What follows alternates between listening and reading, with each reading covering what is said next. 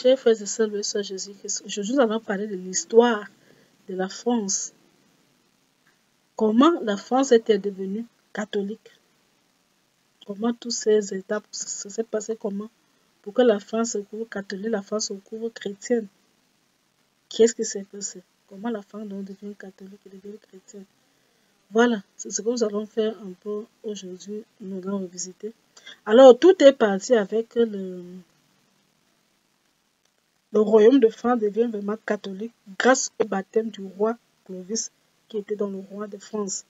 Le roi Clovis il a accepté de se faire baptiser, de devenir catholique. Un jour de Noël, c'était le 25 décembre 496, à la cathédrale de Reims par Monseigneur Rémy, évêque des lieux. Et c'est ce jour qu'on considère généralement que la France devint donc catholique. Nous sommes au 5e siècle après Jésus-Christ. Pourtant, la France, la Gauloise était elle-même, avant cela, et même s'il y avait beaucoup de choses, la France dans elle-même n'a pas souvent été chrétienne. C'est parce que si Clovis s'est baptisé en 1947, c'est pas là où commence vraiment la mission, mais c'est là où de manière le royaume de France devient vraiment chrétien. D'ailleurs, le roi de France devient fils aîné de l'Église. Mais auparavant, ce n'est pas ce, il y a des choses qui sont passées auparavant qu'il est important de revenir. Il y a d'abord eu l'édit de Milan de l'empereur romain Constantin Ier. Constantin Ier était un païen qui s'est converti aussi et qui est devenu chrétien catholique. Lorsque Constantin devient catholique, il décide donc d'imposer le christianisme dans tout son empire romain. Or, nous savons déjà que la Gaule, qui est l'ancêtre de la France, parce que les Gaulois sont les ancêtres des Français. Quand on parle de Charles de Gaulle, vous entendez Charles de Gaulle. Les Gaulois, en fait, sont les ancêtres des Français. La Gaule, qui elle-même était... La Gaule a été colonisée par les Romains, l'Empire romain. Donc, la Gaule faisait partie de l'Empire romain. La France faisait donc partie de l'Empire romain, colonisée par le temps de Jules César. Et du coup, donc, quand l'empereur romain prend l'édit, ça s'imposait aussi à une époque, ça s'imposait aussi à Rome. Donc, Constantin dit que dans l'Empire romain, il reconnaît que le christianisme, c'est la religion de son empire. Et c'est un édit qui a été écrit en l'an 313. Mais cela ne veut pas dire que tous les Français, ou alors tous les gens qui sont dans l'Empire romain, sont des chrétiens. Non. C'est que à partir de là, à partir de cet édit de Milan, si tu es chrétien, tu peux exercer ta foi chrétienne librement, sans plus craindre de persécution, comme il y a eu des empereurs qui ont persécuté les chrétiens. Voilà. Tu n'as plus peur de persécution. Voilà. Comme par exemple, là, Néron qui a même persécuté Saint-Pierre, il l'a tué, crucifié à tête en bas, accusant les chrétiens de ci, de ça. C'est fini le temps de persécution. Du moment où l'empereur sera converti, c'est le temps, il dit donc que tu es libre. Mais il y avait toujours dans l'Empire romain les gens qui avaient leur religion. Voilà, et bien si on remonte un peu plus loin,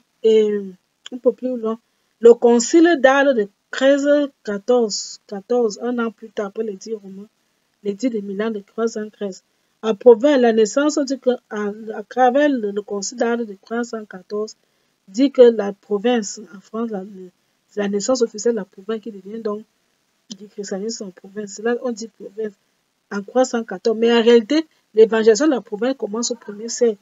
Lorsque on a une barque qui arrive près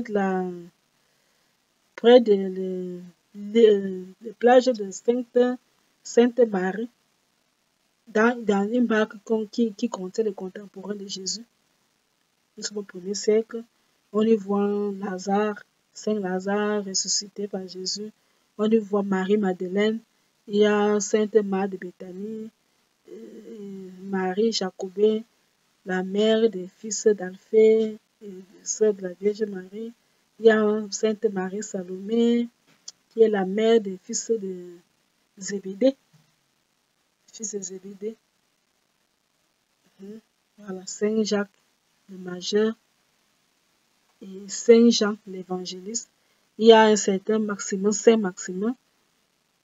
Voilà. Il y a un certain, on parle de Sidoine qui était l'aveugle né qui a été guéri par Jésus.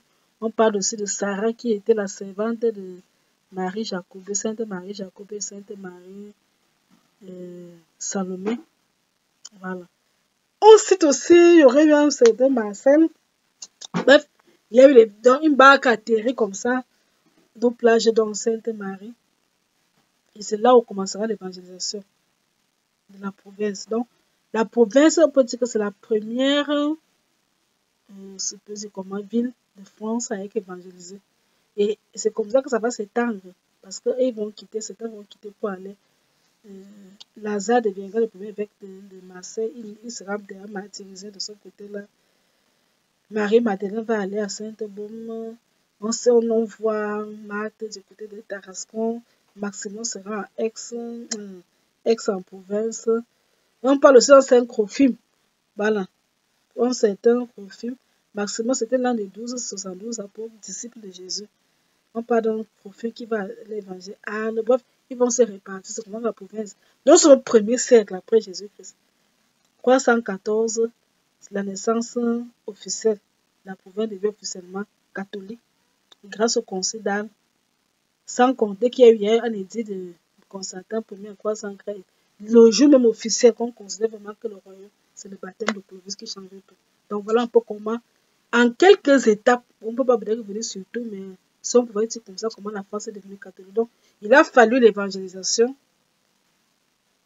Les contemporains de Jésus qui sont arrivés là-bas en province, il a fallu l'édit de Constantin. Mais l'événement majeur qui marque l'entrée de la France comme catholique, c'est le baptême de Clovis au 5e siècle. Donc, c'est qu'on pourrait dire un peu sur comment la France est devenue catholique. C'est tout pour aujourd'hui. À très bientôt pour une autre vidéo.